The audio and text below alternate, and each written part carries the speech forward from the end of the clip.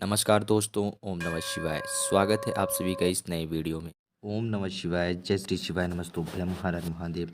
नवरात्रि की पंचमी तिथि का बहुत ही शुभ और दुर्लभ उपाय है, जिसमें कि आपको दो स्वास्तिक बना करके एक छोटा सा उपाय करना है।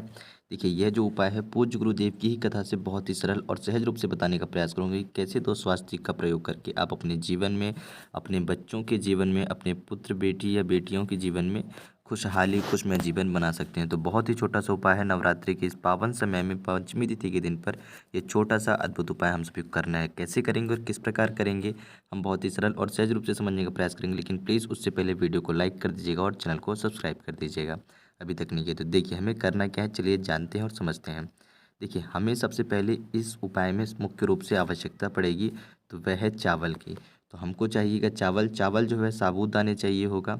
ठीक, देखिए एक बात और समझ लेते हैं कि इस उपाय को कौन कर सकता है, यानी कि किन किन चीज़ों के लिए आप कर सकते हैं। यदि आपके पुत्र का विवाह हो गया है तो भी आप यह उपाय कर सकते हैं। ठीक, पुत्र हो या पुत्री हो, या फिर आपके पुत्र या पुत्री, बच्चे या बच्ची की विवाह नहीं हुआ है तो कर सकते हैं, तो भी करेंगे। या फिर वह शिक्षा के क्षेत्र में, यानी कि भी उनकी पढ़ाई वगैरह करने की उम्र है, वह पढ़ाई लिखाई कर रहे हैं, शिक्षा के स्थान में है, फिर किसी अन्य दूसरे कार्य करते हैं जैसे खेल वगैरह हो गया, किसी दूसरी चीज़ों में भी वह हिस्सा लेते हैं, तो भी आप उनके लिए यह उपाय कर सकते हैं कि वह आपका जो बच्चा है या बच्ची है उन कार्यों में, उन क्षेत्रों में सफलता प्राप्त करे, सफलतापूर्ण आगे बढ़े वो। ठीक, तो आप अपने बच्चों के लिए, यानी कि मुख्य रूप से कहा जाए तो बच्चे या फिर बच्ची आपके, चाहे वो बड़े हों या छोटे हों, आप केवल उनके लिए उपाय कर सकते हैं। कोई भी कर सकता है, बहन भी कर सकती हैं, माताएं भी कर सकती हैं, पत्नी भी कर सकती हैं। ठीक, अब क्या करेंगे कि आपको क्या करना है, आपको 2 चुटकी चावल लेना है। कैसे, जैसे कि भी आप यहाँ पे स्क्रीन में देख रहे हो, इस प्रकार से आप 2 चुटकी चावल ले लेंगे। ठीक, 2 चुटकी चावल ले लिया। अब इन चावलों को आपको रंगना है। रंगेंगे किस चीज़ से, तो आप 1 चुटकी चावल को कुमकुम से रंग देंगे और 1 चुटकी चावल को रंगने के लिए आप हल्दी का प्रयोग करेंगे। ध्यान रखिएगा, यहाँ पर मैं पुनः बता दूँ, 1 चुटकी चावल को आप हल्दी से रंगेंगे।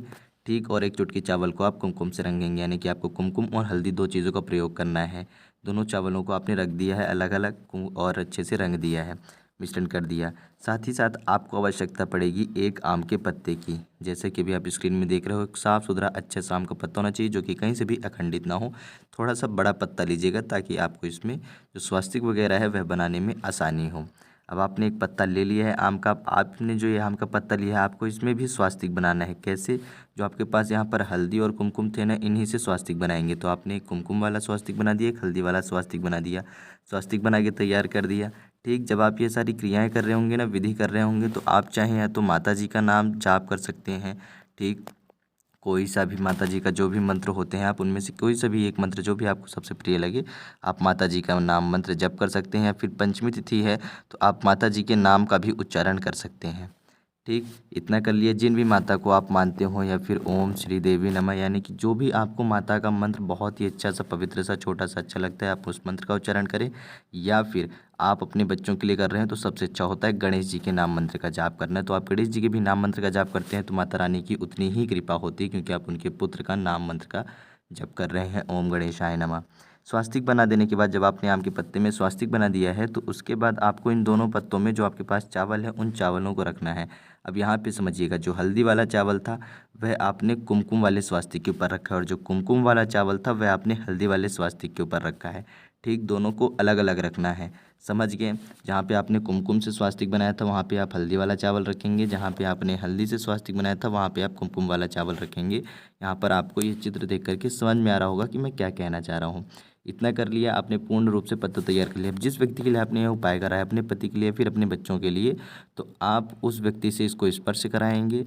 ठीक, फिर उसके बाद उस व्यक्ति को कहेंगे कि भगवान गणेश जी के नाम मंत्र का 11 बार उच्चारण करें, विघ्नहर्ता, यह मन में सोच करके कि हे प्रभु, हे विघ्नहर्ता, मेरे जीवन से जो विघ्न है, समस्याएं हैं, उनको कृपया करके हरने की कृपा करें और मुझे एक नई शक्ति और नई ऊर्जा प्रदान करें, ताकि मैं हर कार्य में, हर क्षेत्र में सफलतापूर्वक उत्तीर्ण हो सकूं, इस प्रकार से। और साथ ही साथ आपको माता जी का नाम लेना है। आपको सोच रहे होंगे कि नवरात्रि चल रही है तो कौन सी माता जी का नाम ले, तो नवरात्रि के इस पावन दिन पर आप किसी भी माता जी का नाम ले सकते हैं। कोई सा भी, जिस भी माता की आप पूजा अर्चना करते हो, दुर्गा माता, शैलपुत्री, चंद्रघंटा, अष्ट माता, यानी कि आप किसी भी माता, एक माता जी का नाम ले लें और गणेश जी का नाम लें। और यह जो चावल का भी पत्ता है, चावल और आम का पत्ता है, अब इसको स्पर्श कराने के बाद आपको अपने नज़दीकी किसी भी नीम के पेड़ के समक्ष जाना है और नीचे रख देना है। देखिए, यदि वह कार्य के क्षेत्र में है नहीं सफल हो रहा है तो कार्य में उन्नति मिलेगी। विवाह से संबंधित आपकी कोई इच्छा मनोकामना थी, आप चाह रहे हैं कि बच्चे का विवाह हो जाए या विवाह के सहयोग नहीं बन रहे हैं, बच्चा हो या बच्ची हो तो विवाह के सहयोग बनना प्रारंभ होंगे।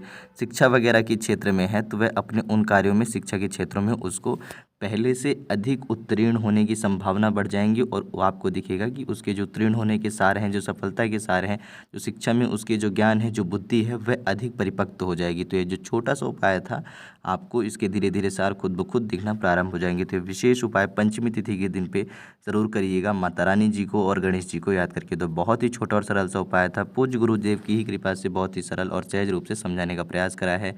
जय श्री शिवाय, नमस्तुभ्यम, हर हर महादेव, ओम नमः शिवाय।